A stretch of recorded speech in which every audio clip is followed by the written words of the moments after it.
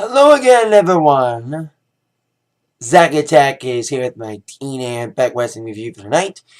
Thursday, August 22nd, 2013. Of course, it was the continuation of Hardcore Justice following last week's Part 1 from Norfolk, Virginia. It was taped this week. Last week was live. I made it home in time for Impact tonight. I've been missing the last couple of Impacts because of my DJing schedule, but I made it home before 9. So I said, hey, I'm going to watch the whole thing. I don't want to make a half-ass review, but I watched the whole thing tonight, so here comes the review. So Part 3 of Hardcore Justice, still no blood. That was my one problem about Hardcore Justice this week and last week. It was violent, but not bloody at all. We also saw only one match involving weapons, and it involved the BFG series. The only match involving the BFG series tonight, plus the big 5-on-5 tag match, including a surprise person I did not think was going to be the person, but hey, nice to see him back the old way. The old style, if you know what I mean. Now, let's kick things off with a segment involving the newly formed alliance between Christopher Daniels, Kaz, with Bad Influence, aligning themselves with Bobby Roode. Now, their alliance, because they're made up of 20% of the scores of the BFG series, especially since with the help of Kaz and Daniels last week, Daniels and Bobby Roode have stepped up in the ranks in the scores, each receiving 20 points in big matches last week. With the help of everybody, Kaz got a big win. And then, of course, we got a big win for Bobby Roode last week, putting someone through a table in the table match last week. And these three, the alliance is working pretty well. Like I said, the scores are going up. And now they want to add to their team, the little faction, should they say, about this little alliance they have forming. They want to ask Austin Aries to be involved in this faction, to be in this newly formed alliance, this mini Fortune reunion involving 3 of the original members of Fortune. So as Bobby Roode was offering Aries the opportunity because they are former tag team champion partners, here comes another former tag team partner of Roode, former Bill Money teammate James Storm, with his new teammate and TNA World Tag Team Champion partner, Mr. Intensity himself, big guy, Gunner. So they come out saying that, hey, Bobby Roode, you push people around, you screw up everybody, you turn on people. So Kaz and Daniels, you better watch your backs, because who knows when Bobby Roode's going to kick you to the curb like he kicked me to the curb. I do mean literally kicked. So indeed, basically Storm warned about Kaz and Daniels' newfound alliance with Roode, saying that he may screw you in the back, and Storm may be saying, sorry about your damn luck. So it's like, so, since old Daniels has a match tonight, Daniels got involved in a fatal 4-way street fight with 20 points on the line in the BFG series. Storm's like, how about we have an impromptu match right now, me and Gunner, taking on Kaz and Roode. And they were basically all 4 guys were in street gear. And Daniels was trying to be in ringside, but he got thrown out by the referee because he got involved as this impromptu match kicked off with a little brawl outside the ring. And Daniels tried to help Chief, but of course, like I said, he was thrown out of the match to prevent any such interference. So you get the impromptu match to kick off, and back tonight, the Tag Team Champions non-title. It was Gunner and James Storm taking on Kaz and Roode, new members of this alliance. So indeed, it was a decent tag team matchup to begin the night, as indeed Storm and Gunner came in with the hot house of fire attitude, the big strong moves to dominate the early half of the matchup, until Kaz and Roode proved that their alliance is solid by doing some decent double teaming and quick tagging in to dominate the later half of this matchup. As indeed, Gunner got isolated by both Kaz and Daniels. Not Kaz and Daniels, but Kaz and Roode, should I say. Until Gunner got the hot tag, the Storm. Coming in indeed with intensity, double teaming well, single team on both Kaz and Wood, setting up for the big finish. As indeed, Storm was going for a big move, then Gunner got tossed to the outside by Kaz, or at least Kaz got thrown out by Gunner. So indeed, after that toss out by Kaz, with Gunner taking Kaz out of the equation, Storm did the closing time move on Wood.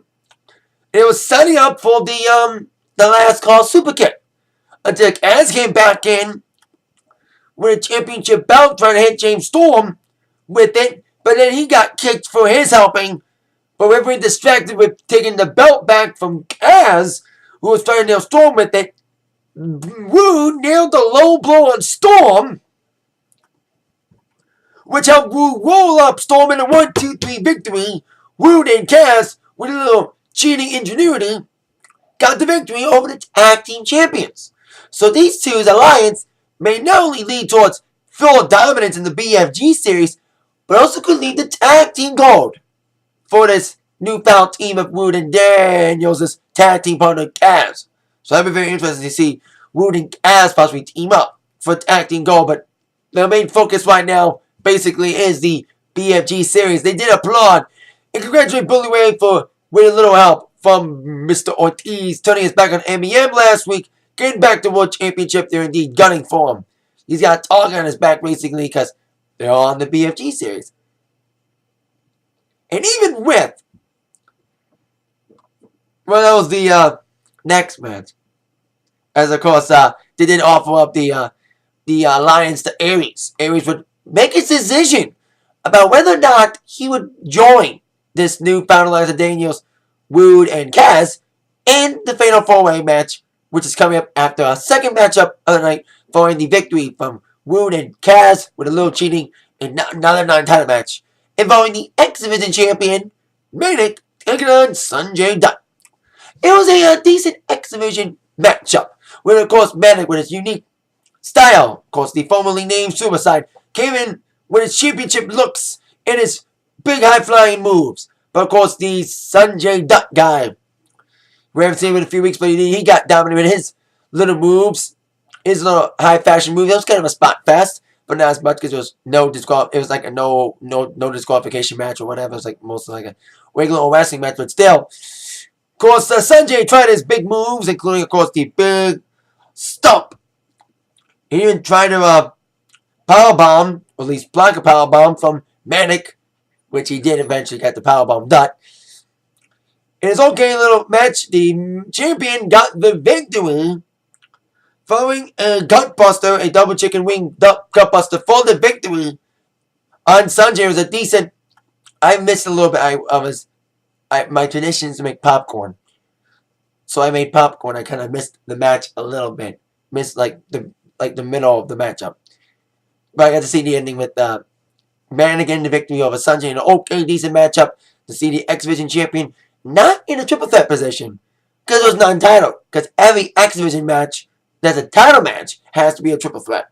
But it was just one-on-one non-title. So let's see no triple threat match for the X Division. Now, on with the aforementioned Fatal 4-Way Street Fight for 20 points as two members of this alliance, or at least one member of this alliance, and one could-be member, Austin Aries, along with Mr. Daniels, took on two men who were desperate for points. Jay Bailey, who came in with Zippo points and doesn't even deserve to be in this tournament. He's like the Wabi E of this tournament. A guy who doesn't deserve to be in the tournament at all. Taking on a guy who's also willing for points, Joseph Park.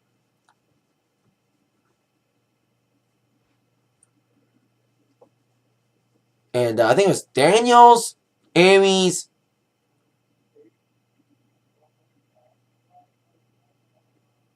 Joseph, and then it was like, it wasn't Aries. Aries wasn't involved in this match. In the match, wrestling. Where Aries did get involved, like I said. But Aries wasn't in his matchup. I made a little mistake. But he did get involved in the matchup. We're involved making his decision by the alliance. It was Daniels, Hernandez, Jay Bradley, and Joseph Park, who came in with -3 points. So it was a fight from the get-go, as Hernandez went straight for Jay Bradley. Not exactly, but Hernandez went straight for Daniels. Well, Joseph Park went straight for Jay Bradley. It was a fight. It was a brawl, basically. I saw the weapons about it. I wish they had used more weapons. As indeed, each one of the 4 guys had an opportunity to get back in the ring. It was basically an all-out brawl. It was all over the ring area, even on the ramp a little bit. And of course, Kaz and Daniels, well, Kaz and Rude, should I say, trying to get involved in this matchup by sneaking the news in. As Hernandez tried to come in with some some fire, he did some big moves, including, of course, the big Supermax fly off the ramp into the ring. Even Jay Bradley had some decent spots. He looked like he was a shoo-in to probably get some points. Until indeed he even tried to nail the steel chair. He was very physical in this matchup, this Jay Bradley guy. And even Joseph Punk tried to come back in the game with the Boston Crab, and of course his little partner in crime, Mr. Eric Young, coming in. Well, at least not coming, but you know it, helping a little bit. I think Daniels botched a move. I think Daniels was going for a big move, and I think he kind of missed it. And of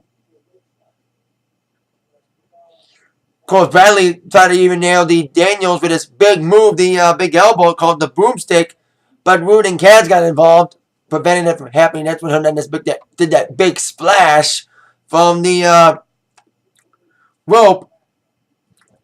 And then Daniels was going for the border toss, was going to be in the border toss by Hernandez. That's when Austin Aries came in to distract Hernandez, and it looked like Austin Aries was going to join his alliance. He got in the ring after Hernandez dropped Daniels until, and even Kaz and Rude thought Aries was in. And they turned around, Kaz and Rude walked out as Daniels got sucker punched and got into a move by Aries, showing that he's not a part of this alliance. Laying out Daniels with a brain buster. So if Daniels out, Jay Bradley got back in with Hernandez out, with Bradley sneaking in some brass knucks, hitting Joseph Park in the face with the knucks, causing Mr. Park to bleed. You know what happens when Joseph Park sees blood? He goes nuts. Now, this time around, it's all legal. You know, it's no DQ match. So Joseph Park can really vent out in his rage, which led to him going apeshit all over him. Jay Bradley, or should I say going abyss on him, nailing the Black Hole Slam and the 1-2-3 victory for, of all people, getting points thanks to Aries taking care of Daniels and Hernandez being taken out. Joseph Park getting 20 points. He's now finally out of the red. He's in the black when it comes to points. And it was the only match involved in the BFG series. So here's your newly updated scoreboard as of tonight. Still with a demanding lead of 39 points, despite getting those 10 points minus up after Wood got him disqualified. Magnus still in the lead with 39 points. Bobby Roode coming in with 34 points. Austin Aries in third with 27. Samoa Joe with 26 at fourth place. Tied for fifth is Mr. Anderson and Jeff Hardy with 24. In seventh, it's Daniels with 23. Tied for eighth place, it's AJ and Kaz with 23 or 22. In 10th place, out of the red, like I said, Mr. Joseph Park with 23 points. Actually, he's tied with Daniels. He's tied with Daniels for 7th. And then in 9th place now, tied with 22. It's Kaz and AJ for 22. Which means Hernandez is now in 11th place with 7. And in dead last, it's Jay Bradley with zip. So that's a newly updated BFG series scores following the shocking win over Joseph Park in those 20 points. He got some points, but he's probably not going to win the damn thing, but still, he's trying to be on a comeback trail. We'll see what happens with that. Now, on with Bully Ray in a segment. He came out with his little boy, his new man, and is back on MEM last week, of course, referring to Tito Ortiz. Now, Bully Ray's been saying he and Brooke were in love. That everyone needs to know about this thing between Bully and Brooke. Now, it seemed that Brooke Hogan and Bully Ray had gotten back together. But with rumors of Brooke Hogan getting fired from TNA to whiten the budget, there could be another Brooke that Bully Ray may be referring to. And it was another Brooke. Brooke Tessmacher is now heel. That's very interesting to see Tessmacher here. I think Tessmacher never became a heel much before. I know she did work for, I think she's like a sidekick for Bischoff, doing his original one as head of the TNA show. But now Tessmacher's now aligned herself with Bully Ray. She came up to Brooke, like they played Brooke Hogan's music, thinking it's Brooke Hogan. But then, like I said, Tessmacher put a thing with, I kind of had a suspicion it might have been Brooke Tessmacher. After I read rumors about Brooke Hogan leaving, I was like, maybe it could be Brooke Tessmacher. That's the Brooke that Bully Ray's referring to. And it was Brooke Tessmacher laying a big wet one on a new boyfriend and sealing the deal with her taking his hand, Bully Ray's hand, and basically with her mouth taking off the ring of Bully Ray's marriage to Brooke Hogan. So it's officially, finally, Brooke and Bully Ray are done since Brooke's left the company. We got fired because I heard they want to balance the budget because they got budget cuts going on in TNA. You get budget cuts when your ratings are lower than any other show, and your ratings, you're getting outrated by Total Divas. That's sad. That's fucking sad. That's my opinion.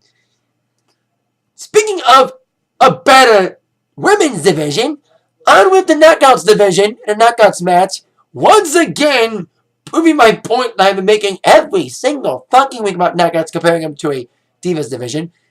We had Gail Kim taking on ODB. This match, great Knockouts match. Once again, like I said, proving my point. Gail Kim with a big style, a big cocky, arrogant style, came in with a fear of ODB on fire ever since ODB got involved in Gail Kim's title match a few weeks back, causing ODB to quit being a referee and go back to being a knockout. Of course, these two were in a fatal four-way. It would turn into a triple threat tornado match, turn into a street fight triple threat attack after Velvet Sky was out. And there was even a fan that was bought a sign that said, "I paid to see Velvet. Sorry, she had a medical emergency."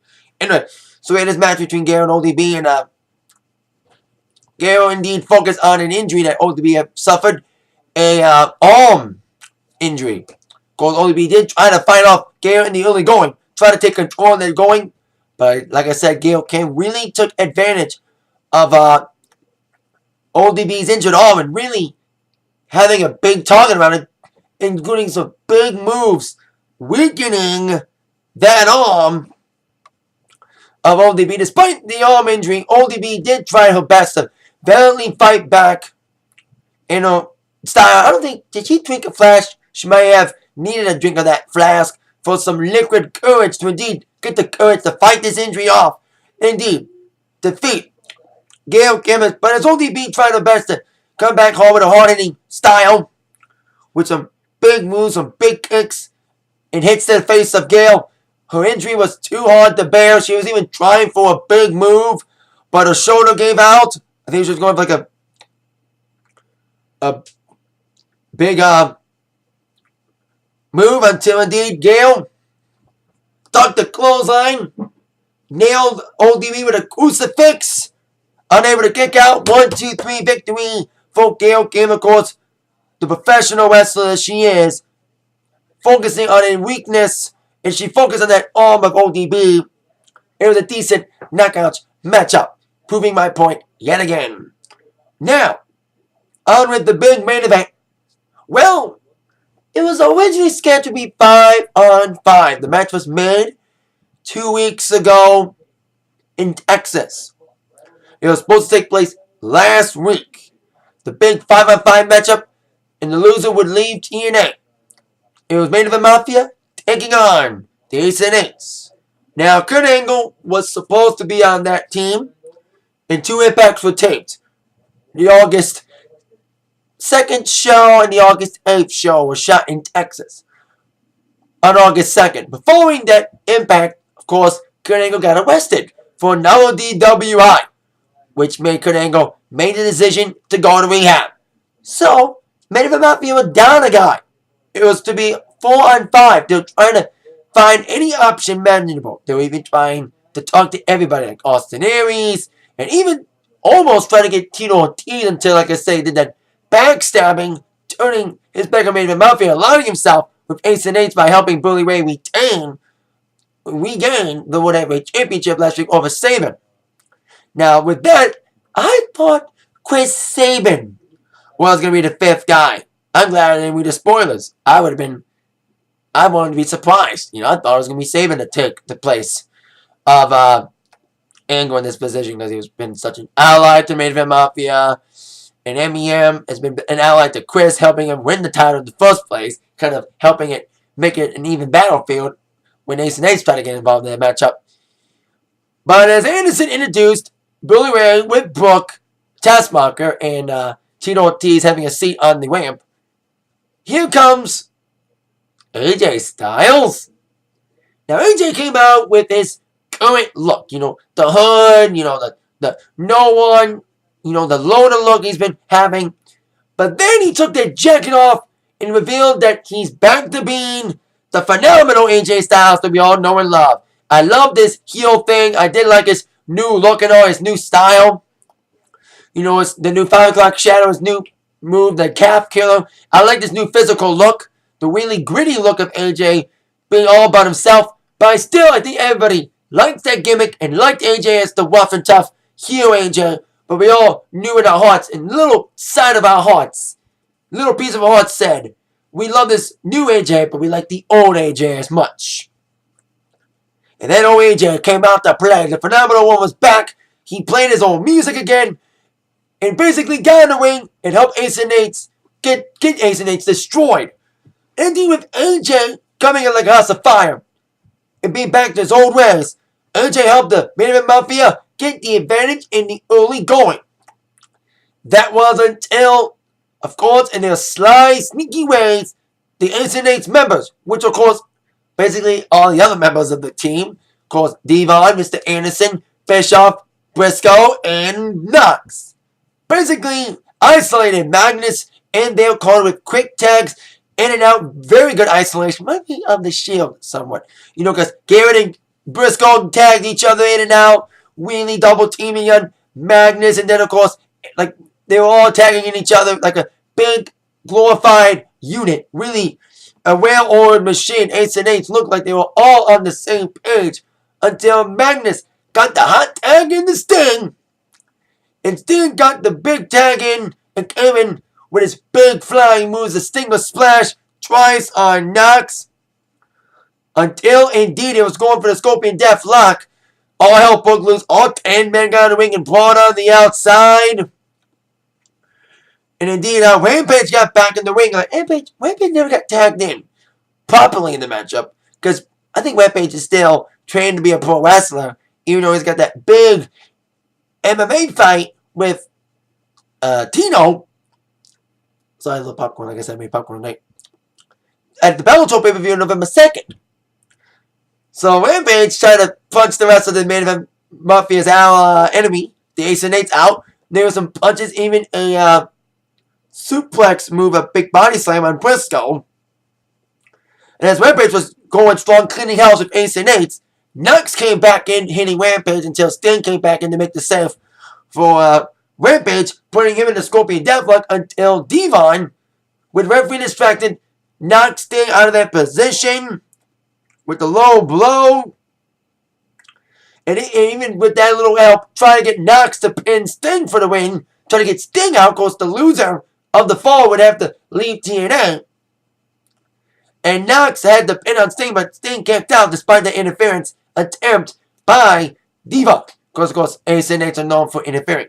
But then Sting got the hot tag into AJ, who, of course, got back in the game with some Pele's. A Pele to Devon, and even another Pele for Bischoff. With another brawl coming up, with all 10 men once again getting involved. with Devon the Legal Man and AJ the Legal Man, and the ball continuing the rest of the members of Ace and Ace and MEM. AJ with 2 attempts, and the second attempt was the key. He got the nail the Styles Clash on Devon, pinned him. 1, 2, 3. Yes, main event Mafia, with the help of AJ Styles, changing his ways back to his phenomenal self, got the victory, and with the pinfall, losing pinfall, Devon is out of TNA. I was going to use the term out of TNA because he may come back, but that's happened before. Last year, Devon was having contract disputes, and then he came back as a member of MEM. Of Ace and Ace. But now reading it, Devon's got some contract disputes going on at the end of his contract. Anderson too. So it could have been Anderson or Devon would have got the pin tonight, but Devon was the one that got the losing pinfall. From what I'm reading, like I said, the budget cuts are really cutting into TNA. They fired Brooke, and now AJ's got negotiations going on, and Devon's contract is up, so it's no surprise that they took Devon out, because who knows what will happen with these contract negotiations with Devon. Will Devon actually come back or not? So at least they've written Devon off of television until they get the contract dispute done. That's what I think they're going to do. If Devon does settle his contract disputes, then Devon will return. But till then, Ace and Ace are out, or without their sergeant at arms. That is Devon. It's a big blow to the Ace and Ace. They have been a huge force, and now Devon's out because of this backstage contract thing. And of course, the look on the faces of the members of Ace and Ace, especially Bully, watching at the ramp, his look was like, oh my god, we lost. Not only did we lose, Devon was the one that pinned. I thought it was going to be Knox or Bischoff or Briscoe. Get rid of the I thought they were going to get rid of the dead weights. The ones who don't do shit. But it was Devon because of his contract, which makes a lot of sense. They're writing him out until, they settle this contract thing. So there you go. Main Event Mafia finally got someone to replace Kurt Angle. Now, I don't think AJ's going to be a full-fledged member of Main Event Mafia. Or maybe since Angle's out for the picture, maybe AJ, this wasn't a one-time thing, but it's a full-time thing. Especially since AJ, with the exception of Rampage, has respect for everybody. He's fought everybody in that ring. He's fought many matches with Joe and Sting, and of course he did fight Magnus in a couple matches too, but still, AJ finally got his head out of his ass and started caring about other people, not just himself, and become the phenomenal one that we all know and love. Nice to see him back, the old AJ. I like the new AJ though, but still, a little piece of me wanted the old AJ back, and we got him back. And he came on. He stepped it up when no one else did in the storyline to help MEM out. AJ stepped up, came back to his old ways, and got the win with the pin on Devon with the Styles Clash. I missed a calf kill. That was a killer, pardon the pun, killer submission. So there you go. That is, of course, my review of TNA Impact Part 2 of Hardcore Justice. They're in Cleveland next week, and Hulk Hogan returns after a few weeks off. I don't know what that was, but still, we'll see what Hogan has to say next week, and he's back. Thank you all again for watching this review. With that in mind, you've all been attacked by the review from Zach. See you all later. Thank you once again for watching. Oh, yeah.